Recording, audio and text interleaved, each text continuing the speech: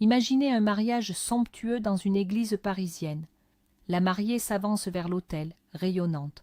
Le marié, un homme d'affaires puissant, l'attend avec un sourire. Mais ce sourire cache un terrible secret, un pari cruel. Et si la mariée, loin d'être une victime, s'apprêtait à orchestrer la plus spectaculaire des revanches, ce que vous allez entendre est l'histoire d'une manipulation qui a tourné au désastre, une leçon sur le fait que le cœur d'une femme n'est pas un jouet. Accrochez-vous car la chute sera vertigineuse. Au cœur de Paris, Julien Dubois était une icône.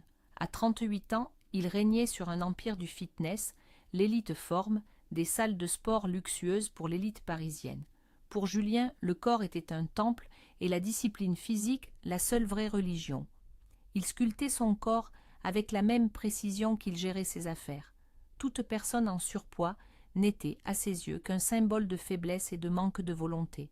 De l'autre côté de la ville vivait Chloé Bernard, 34 ans.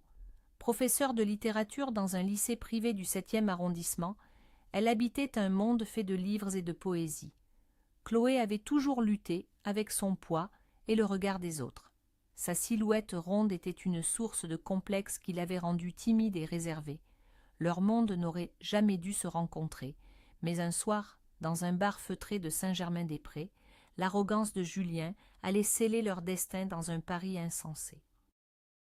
La lumière tamisée du bar caressait les verres de cristal et les volutes de fumée d'un cigare coûteux. Julien, entouré de ses amis, tous des hommes d'affaires aussi riches et cyniques que lui, savourait son verre de cognac. La conversation, légère et vaniteuse, tournait autour de leur dernier succès.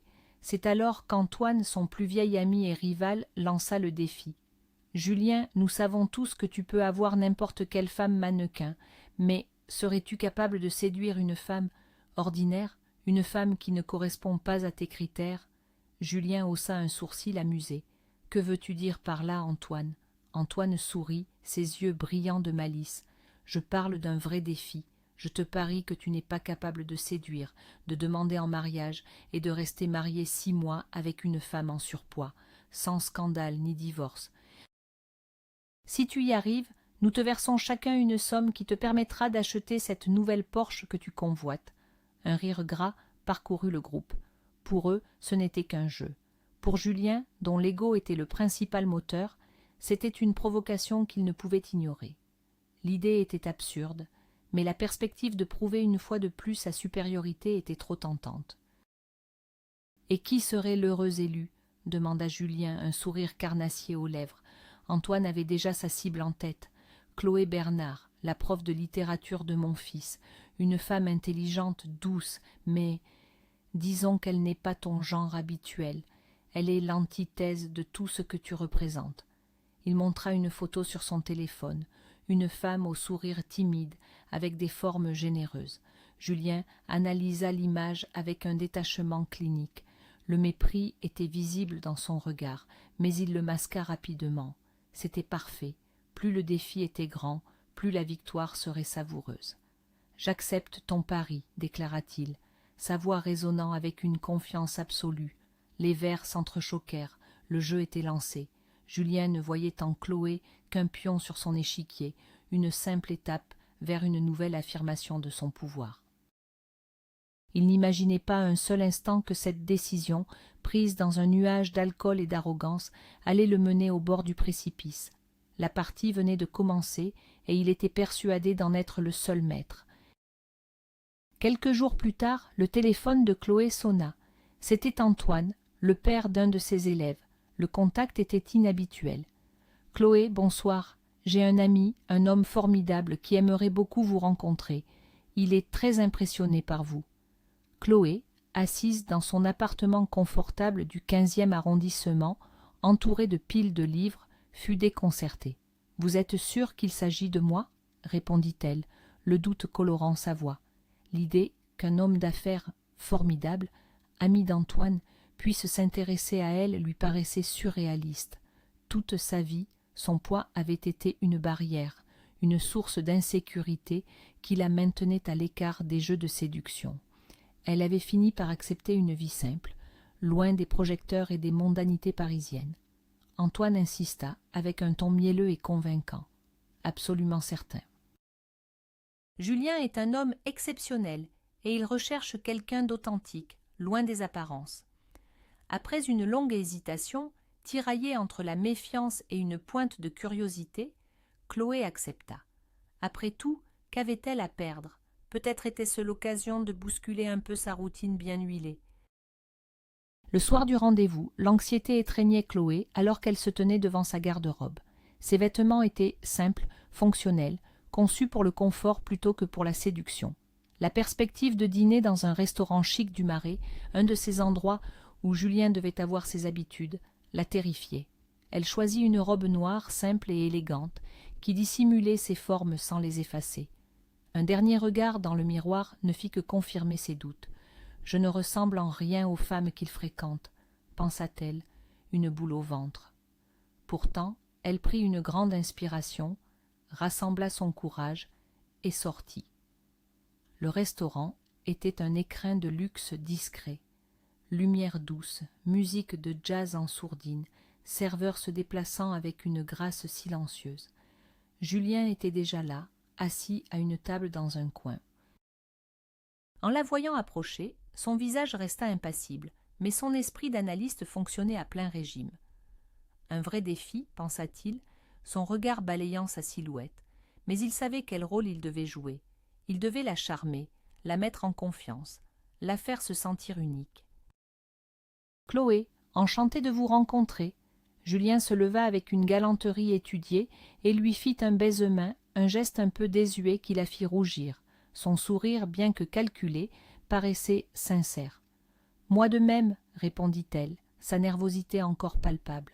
Le sommelier arriva et Julien commanda un vin prestigieux avec une aisance qui intimida encore plus Chloé. La conversation commença, superficielle d'abord. Il la questionna sur son travail. Le sujet détendit immédiatement Chloé. Elle se mit à parler de littérature, de sa passion pour transmettre l'amour des mots à ses élèves. En parlant, ses yeux s'illuminèrent d'une lueur que Julien n'avait pas anticipée. Il s'était préparé à s'ennuyer, mais il y avait dans sa voix une sincérité, une passion brute qui capta son attention malgré lui.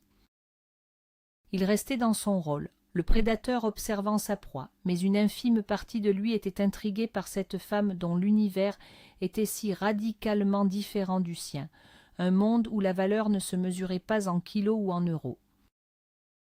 Pendant que Chloé parlait de Proust et de Flaubert, Julien ne pouvait s'empêcher de la jauger.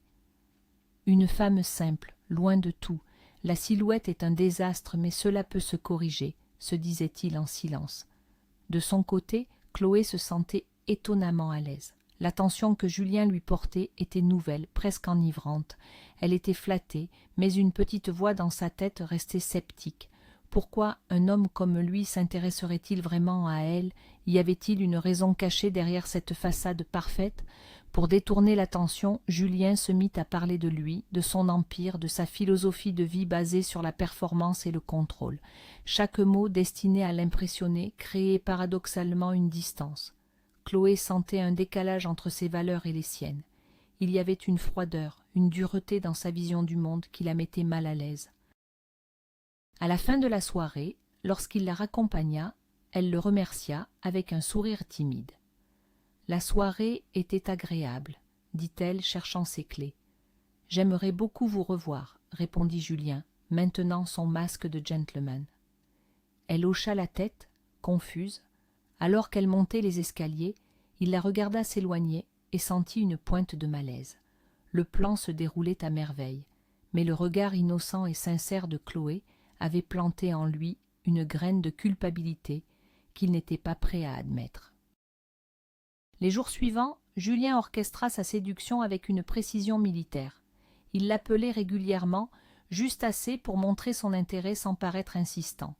Il l'invita pour une promenade au jardin du Luxembourg. Le cadre, plus informel, semblait parfait pour la mettre en confiance et la faire parler. Chloé, surprise par sa persévérance, accepta.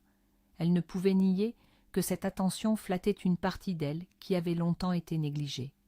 Marchant le long des allées bordées d'arbres, l'atmosphère paisible du parc l'aida à se détendre. Elle commença à s'ouvrir, à parler de sa famille, de ses rêves.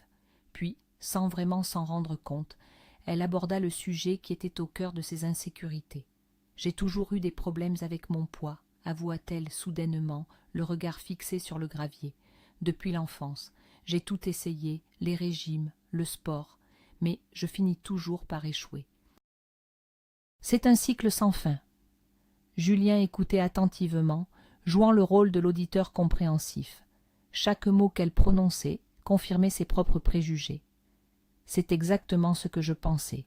Aucun mental, aucune discipline, se disait-il. Mais il devait la rassurer, la conforter dans son rôle de victime.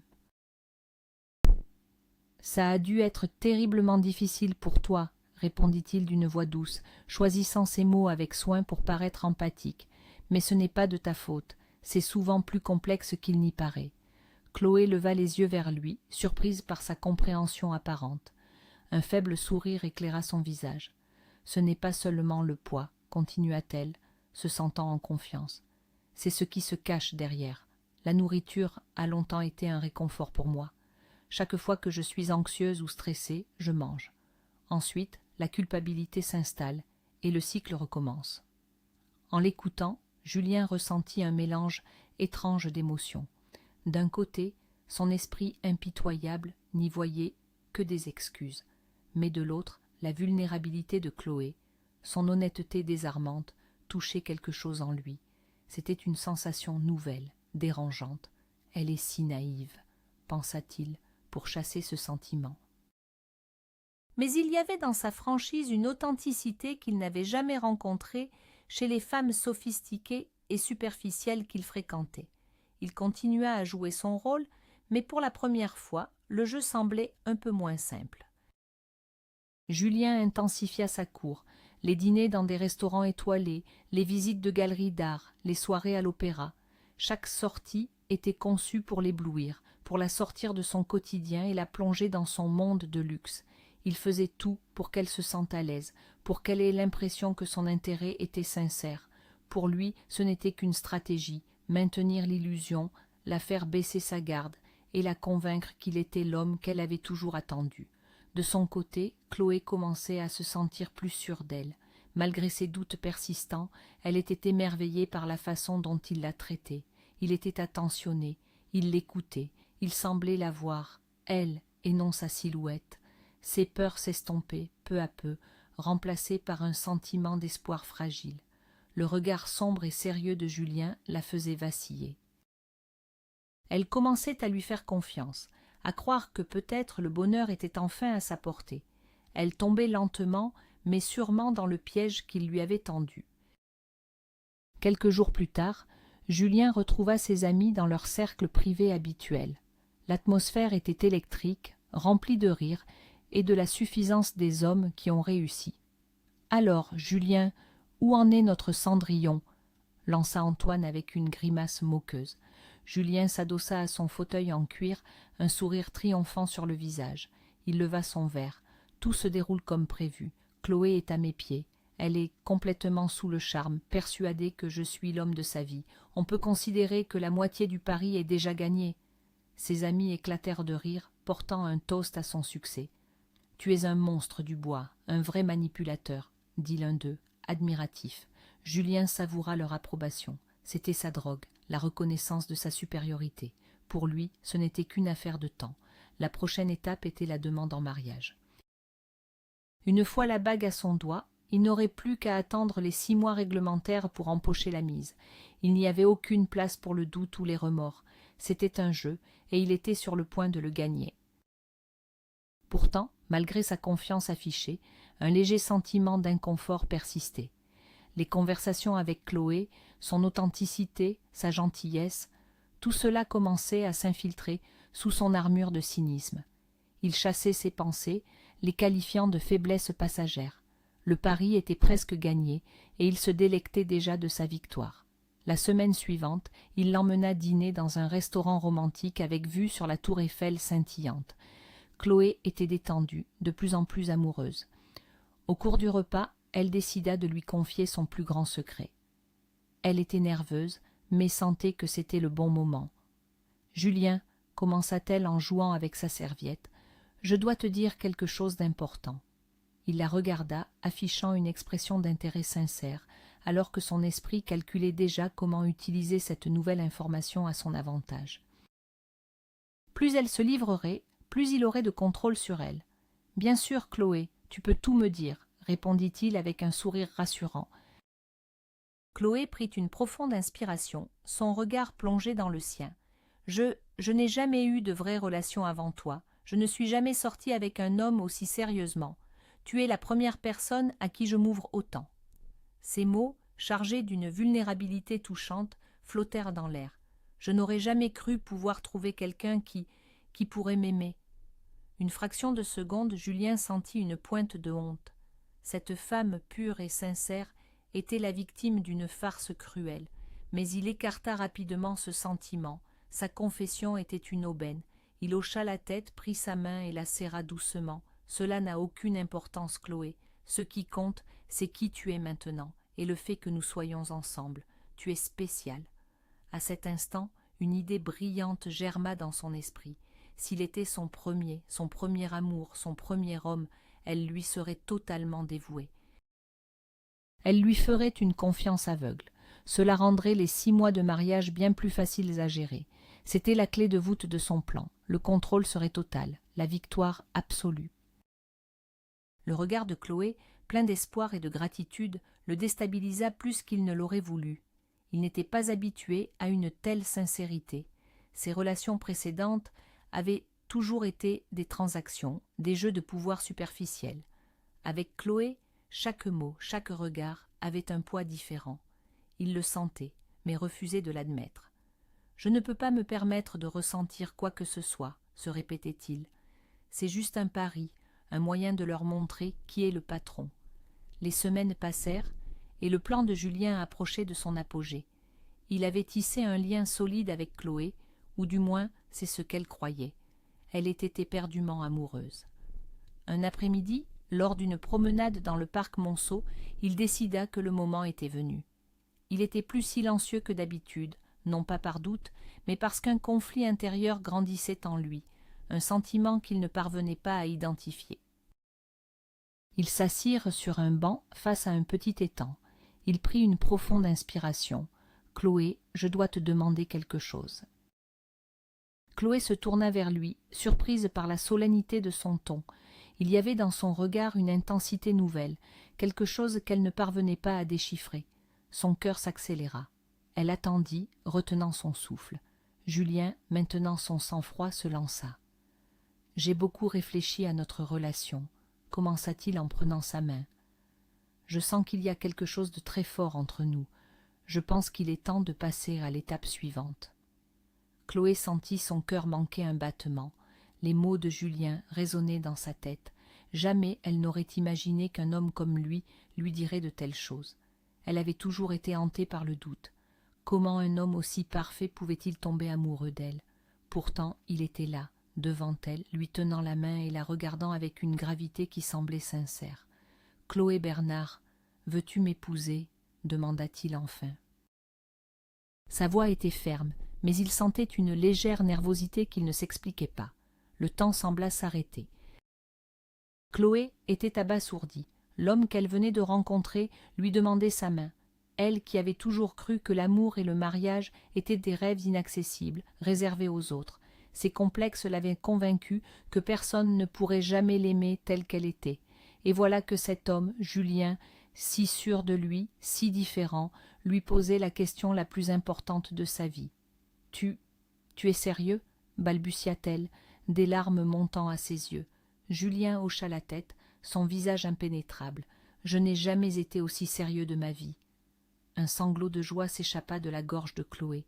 « Oui, bien sûr que oui. » Elle n'arrivait pas à croire que c'était réel. Les larmes coulaient maintenant librement sur ses joues. C'était un tourbillon d'émotions. La pureté de sa joie frappa Julien avec une force inattendue. Il ressentit une douleur aiguë dans sa poitrine. C'était la culpabilité, un sentiment qu'il avait rarement éprouvé. Mais il le repoussa aussitôt. Il était un gagnant, il contrôlait la situation, et ce n'était pas le moment de flancher. Les jours qui suivirent furent un conte de fées pour Chloé. Elle flottait sur un nuage de bonheur. Elle appelait ses amis, sa famille, partageant sa joie avec une exubérance qu'on ne lui connaissait pas. Le mariage, la nouvelle vie qui s'offrait à elle, tout semblait possible. C'était le rêve qu'elle n'avait jamais osé faire, qui devenait réalité. Pour Julien, en revanche, rien n'avait changé. C'était la continuation du plan. Il retrouva ses amis, qui l'accueillirent avec des rires et des félicitations ironiques. « Alors, tu l'as fait !» s'exclama Antoine. « Te marier avec elle, je ne pensais pas que tu irais aussi loin. Tu me surprends, Dubois. » Les mots d'Antoine, d'habitude si stimulants pour son ego, sonnaient différemment cette fois. Un sentiment désagréable s'installa en lui. Le rire de ses amis, qui avait toujours été une validation de son succès, lui parut soudain creux et cruel. Il se sentait mal à l'aise, mais refusa de le montrer. « Ce n'est qu'une question de temps, » répondit Julien, feignant l'indifférence. « Dans 6 mois, tout sera terminé, et je serai plus riche de quelques centaines de milliers d'euros. N'oubliez pas qui est le numéro 1 ici. » Antoine rit de nouveau. « Bien sûr, mais fais attention, Julien, les femmes ne sont pas aussi simples que tu le crois. Tout pourrait ne pas se passer comme prévu. » Julien força un sourire et changea de sujet, mais le doute était semé. Plus il passait de temps avec Chloé, plus il réalisait qu'elle n'était pas juste un pion. Sa sincérité, sa vulnérabilité et la façon dont elle le regardait avec une confiance si pure commençaient à l'ébranler. Il était de plus en plus difficile d'ignorer les sentiments contradictoires qui grandissaient en lui. Mais il était allé trop loin pour reculer. La demande était faite, elle avait accepté. Le train était en marche et il devait rester à bord jusqu'au terminus. Les préparatifs du mariage avancèrent à grands pas. Pour Chloé, c'était un rêve éveillé. Elle se plongea avec délice dans le choix de la robe, la dégustation des menus, les rencontres avec l'organisatrice. Elle était entourée de l'attention de ses proches et de la sollicitude de Julien qui semblait partager sincèrement sa joie. Lui, pendant ce temps, continuait de jouer son rôle à la perfection. Les rendez-vous, les essayages, les discussions sur les fleurs et les plans de table, tout cela n'était qu'une mise en scène. Un soir, après une longue journée de préparatifs, ils rentrèrent à son appartement. Chloé, pleine d'enthousiasme, parlait des derniers détails. « Tout est si parfait, n'est-ce pas ?» dit-elle avec un grand sourire, se tournant vers Julien qui semblait perdu dans ses pensées. « Oui, mon amour, tout sera parfait, » répondit-il, la voix mécanique. Il voyait sa joie, son amour sincère, et il se sentait de plus en plus comme un monstre. Regarder Chloé dans les yeux et lui mentir devenait une torture quotidienne. Le jour du mariage arriva, baigné d'un soleil radieux qui illuminait Paris. L'église Saint-Germain-des-Prés était magnifiquement décorée. Les invités, membres de la haute société parisienne, prenaient place en murmurant sur ce couple improbable mais charmant. C'était l'union de la puissance et de la douceur. Au premier rang, Antoine et les autres amis de Julien échangeaient des regards complices. Pour eux, ce n'était pas une célébration de l'amour, mais l'acte final d'un pari audacieux. Ils attendaient le dénouement avec impatience. Julien se tenait près de l'autel, impeccable dans son smoking sur mesure. Extérieurement, il était l'image même du calme et de la confiance, mais à l'intérieur, une tempête faisait rage. Les doutes et la culpabilité qui le rongeaient depuis des semaines menaçaient de le submerger. Il était allé trop loin. Il n'y avait plus d'issue. Sa fierté et la pression de ses amis l'empêchaient de tout arrêter. Pourtant, une voix intérieure lui criait que tout allait mal tourner. Quand les grandes orgues retentirent, les portes de l'église s'ouvrirent. Tous les regards se tournèrent vers l'entrée. Chloé apparut, resplendissante dans une robe blanche qui sublimait ses formes. Un voile de dentelle encadrait son visage radieux. Elle s'avança dans l'allée, le cœur rempli de bonheur, persuadée d'entrer dans un nouveau chapitre de sa vie. Chaque pas la rapprochait du moment qui allait tout changer. Elle arriva enfin à l'autel. Julien prit sa main. Il lui sourit, mais son sourire n'atteignit pas ses yeux. Chloé le remarqua, mais mit cela sur le compte du stress de la cérémonie. Le prêtre commença son discours. Tout semblait se dérouler comme dans un rêve. Vint le moment de l'échange des vœux. Julien fut le premier à parler. Il prit les mains de Chloé dans les siennes et récita les mots qu'il avait préparés. Des mots d'amour, de fidélité, de promesses pour l'avenir. Mais chaque syllabe était un mensonge, et il sentait quelque chose se briser en lui. Ce n'était plus un jeu qu'il maîtrisait. Puis, ce fut au tour de Chloé. Elle prit une profonde inspiration et plongea son regard droit dans celui de Julien. Sa voix était ferme, malgré un léger tremblement. « Julien, commença-t-elle, je n'aurais jamais pensé être ici aujourd'hui, face à toi. Quand nous nous sommes rencontrés, j'ai cru avoir trouvé l'homme qui voyait au-delà des apparences. J'ai cru que tu m'aimais pour ce que je suis, que tu voyais la personne, et non mes défauts. » Ces paroles résonnaient dans le silence de l'église. Julien sentit son cœur se serrer. Il comprit que quelque chose n'allait pas, mais il était trop tard pour l'arrêter. Mais ensuite, continua Chloé, sa voix gagnant en force, j'ai découvert la vérité. J'ai découvert que tout ceci, chaque sourire, chaque mot doux, n'était qu'une partie d'un jeu, une partie d'un pari. Un murmure parcourut l'assemblée. Les invités se regardèrent, incrédules. Le visage de Julien se décomposa. Le sol semblait se dérober sous ses pieds. « J'ai appris que tu avais parié avec tes amis, » déclara Chloé, sa voix claire et forte résonnant sous les voûtes. « Un pari pour savoir si tu pouvais me séduire, me faire tomber amoureuse et m'épouser, juste pour l'argent et pour ton ego. Pour toi, je n'étais qu'un objet, un pion dans ton jeu cruel. » Un silence de mort s'abattit sur l'église. Les amis de Julien, qui ricanaient quelques instants plus tôt, étaient d'un maintenant blême. Personne ne s'attendait à une telle humiliation publique. Julien était pétrifié, incapable de prononcer un mot. Le regard de Chloé, rempli non seulement de douleur, mais aussi d'une force nouvelle, le transperçait. Son monde, construit sur le contrôle et l'image, s'effondrait en direct devant tous ceux qu'il avait voulu impressionner. C'était un cauchemar. Il était exposé, mis à nu. Le roi était nu, et tout le monde pouvait le voir. La supercherie était terminée. Après la révélation fracassante de Chloé, les invités restèrent figés, sous le choc. Leurs regards passaient de Julien livide et anéanti à Chloé, qui se tenait droite, la tête haute. Ses yeux brillaient de larmes non versées, mais son expression était celle d'une femme qui venait de reprendre le pouvoir. Elle n'était plus la victime timide et influençable. Elle était une force avec laquelle il fallait compter. Julien, pour la première fois de sa vie, était complètement perdu. Son plan parfait avait volé en éclats de la manière la plus spectaculaire qui soit. Chloé lâcha ses mains et fit un pas en arrière. « Tu as ri de moi dans mon dos, » continua-t-elle, sa voix glaciale. « Tu m'as fait croire que j'avais de la valeur à tes yeux.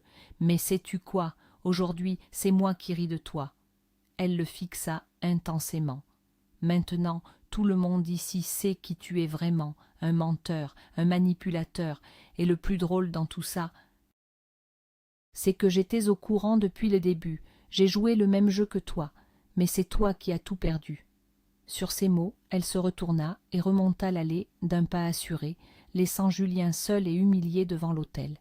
La débâcle était totale. L'église se vida rapidement dans un chaos de chuchotements et de regards désapprobateurs. Les amis de Julien l'évitèrent, honteux et embarrassés. Il resta seul dans l'immense nef, le silence pesant comme un linceul. Ce n'était pas seulement un pari perdu, c'était la défaite la plus cuisante de son existence. Il avait perdu sa réputation, son honneur, et surtout, il réalisait avec une clarté douloureuse qu'il avait perdu Chloé. Pendant plusieurs jours, il s'enferma chez lui, ressassant son humiliation. Mais Julien n'était pas homme à abandonner.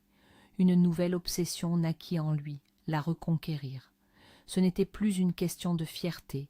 Il avait compris, trop tard, qu'elle comptait vraiment pour lui. Il devait se faire pardonner. Il se présenta devant chez elle avec un énorme bouquet de roses. Quand Chloé ouvrit la porte, son regard était froid comme l'acier. « Chloé, s'il te plaît, écoute-moi, » implora-t-il, la voix brisée. « Je sais que ce que j'ai fait est impardonnable, mais je t'en supplie, donne-moi une chance de me racheter. » Chloé l'écouta sans l'interrompre, son visage impassible. « Je ferai n'importe quoi pour te prouver que j'ai changé, » continua-t-il désespéré. « S'il te plaît. » Elle marqua une pause, puis répondit d'une voix neutre. « Tu penses que des fleurs et des excuses peuvent effacer ça? Tu m'as utilisé pour ton pari pathétique. Tu as joué avec mes sentiments. Et maintenant, tu veux que j'oublie ?» Pourtant, elle ne lui claqua pas la porte au nez. Ce petit signe donna à Julien un faux espoir. Il crut voir une ouverture. Il ne lâcherait pas. Chaque jour, il revenait avec des cadeaux de plus en plus extravagants, bijoux de luxe, parfums rares, invitations dans les plus grands palaces. Il la harcelait de messages, jurant qu'il regrettait, qu'il était un autre homme. Chloé acceptait parfois de le voir, mais gardait toujours une distance. Elle lui donnait de petits indices, lui laissant croire qu'une réconciliation était possible, mais sans jamais le laisser s'approcher. Elle contrôlait le jeu maintenant. Elle lui montrait qu'elle n'était plus la femme naïve qu'il avait piégée. Pendant ces mois, Chloé opéra une transformation radicale. Elle s'était inscrite dans une salle de sport, non pas pour lui, mais pour elle-même. Elle avait changé son alimentation, pris soin de son corps, non par haine, mais par amour-propre. Elle avait perdu plus de 20 kilos, mais le changement le plus spectaculaire était intérieur. Elle avait gagné une confiance en elle inébranlable. Un jour, alors que Julien l'attendait une nouvelle fois devant sa porte, elle sortit. Elle était métamorphosée, mince, élégante, rayonnante. Il resta bouche bée, incapable de détacher son regard d'elle. Elle était plus belle que toutes les femmes qu'il avait connues. Il réalisa l'ampleur de son erreur. La femme qu'il avait méprisée était devenue une déesse, et c'était lui qui l'avait, d'une certaine manière, créée, avant de la perdre à jamais. Il ressentit une douleur si vive qu'il eut du mal à respirer. Il avait tout gâché, par pure vanité. « Tu as toujours dit que l'apparence était tout ce qui comptait, dit-elle avec un léger sourire ironique. Alors, regarde-moi maintenant, Julien. Est-ce que je corresponds enfin à tes standards ?» Il essaya de parler, de dire qu'elle était magnifique, qu'il l'aimait, mais les mots ne sortaient pas. Il était paralysé par le regret. « Sais-tu ce qui a changé ?» continua-t-elle. « Ce n'est pas mon corps, c'est le fait que je n'ai plus besoin de ton approbation, je n'ai plus besoin de toi. » Sur ces mots, elle passa devant lui, sans un regard en arrière, montant dans une voiture où l'attendait un autre homme. Julien resta sur le trottoir, anéanti. Il avait tout perdu, le pari, l'argent, ses amis, et la seule femme qui avait réussi à percer son armure. Il était seul avec son amère victoire devenue sa plus grande défaite. Cet autre homme, c'était Mathieu, un architecte qu'elle avait rencontré dans un cercle de lecture. Il l'avait aimé dès le premier regard, pour son esprit, son humour et sa gentillesse. Il n'avait jamais mentionné son poids, ne l'avait jamais jugé. Il avait vu Chloé, la femme, pas une silhouette à corriger. Leur relation s'était construite lentement sur une base de respect et de sincérité. Pour la première fois de sa vie, Chloé se sentait aimée et appréciée pour ce qu'elle était vraiment, sans condition. Elle avait trouvé le véritable amour, celui qui ne se base pas sur des apparences ou des paris stupides. Elle était enfin heureuse, libérée de ses anciennes insécurités et du fantôme de Julien. Son histoire avec lui était un chapitre clos, une leçon douloureuse mais nécessaire qui lui avait permis de devenir la femme forte et épanouie qu'elle était aujourd'hui. Julien, quant à lui, ne se remit jamais complètement de cette histoire. Sa réputation à Paris était ruinée. L'histoire de son Paris humiliant s'était répandue comme une traînée de poudre dans les cercles qu'il fréquentait. Il était devenu une caricature, un paria. Ses amis l'avaient abandonné, ne voulant pas être associés à son échec. Son empire du fitness, autrefois symbole de sa réussite, lui paraissait maintenant vide de sens. Il avait gagné tout l'argent du monde, mais il avait perdu son âme dans un jeu stupide. Il restait seul, hanté par le souvenir de Chloé, de la femme qu'il aurait pu avoir s'il n'avait pas été aveuglé par son arrogance et sa superficialité. Sa vie était devenue un désert de solitude et de regrets, un rappel constant que certaines erreurs ne peuvent jamais être réparées. L'histoire de Julien et Chloé est devenue une sorte de légende urbaine dans les soirées parisiennes, une mise en garde contre l'arrogance et la cruauté.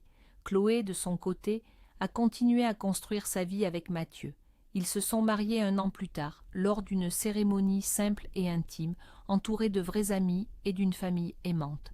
Elle a trouvé un bonheur authentique, loin du faste et des mensonges du monde de Julien. Elle a prouvé que la plus belle des victoires n'est pas de se venger, mais de se reconstruire et de trouver sa propre lumière. Quant à Julien, il a fini par vendre son entreprise et quitter Paris, incapable de supporter plus longtemps le poids de son échec public. Il a appris à ses dépens que lorsqu'on joue avec les sentiments des autres, on finit toujours par se brûler les ailes. Et parfois, les brûlures sont si profondes qu'elles ne guérissent jamais. Ainsi se termine l'histoire de ce pari qui a tout détruit. Julien, en voulant prouver sa supériorité, a perdu bien plus qu'une simple mise. Il a perdu sa dignité, son respect et la chance d'un amour sincère. Chloé, quant à elle, a transformé une humiliation en une force incroyable. Elle a trouvé l'amour-propre et le vrai bonheur, prouvant que notre valeur ne dépend jamais du regard des autres. C'est le triomphe de l'authenticité sur la superficialité. Merci d'avoir écouté cette histoire jusqu'au bout. Si elle vous a touché, n'hésitez pas à laisser un j'aime et à vous abonner pour ne pas manquer nos prochains récits. Partagez cette vidéo avec vos amis car elle porte un message puissant. Et maintenant, nous aimerions connaître votre avis. Pensez-vous que Julien méritait une seconde chance? Dites-le nous dans les commentaires. À très bientôt pour une nouvelle histoire.